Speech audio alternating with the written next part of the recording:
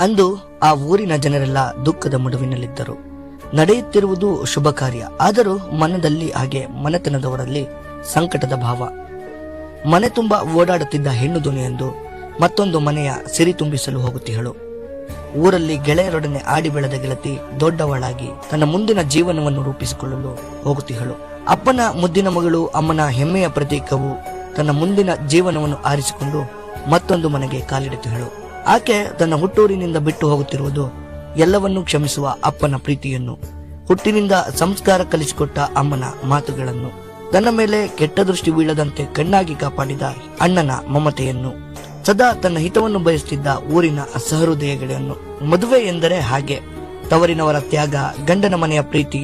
ತನ್ನ ಜೀವನದ ಇಲ್ಲಿಯವರೆಗಿನ ಘಟ್ಟವನ್ನು ತವರು ಮನೆಯಲ್ಲಿ ಕಳೆದ ಹೆಣ್ಣು ಮಗಳು ಮುಂದಿನ ಇಡೀ ಜೀವನವನ್ನು ಮತ್ತೊಬ್ಬರ ಮನೆಯಲ್ಲಿ ಕಳೆಯಬೇಕೆಂದು ಯೋಚಿಸುವುದು ಸುಲಭದ ವಿಚಾರವಲ್ಲ.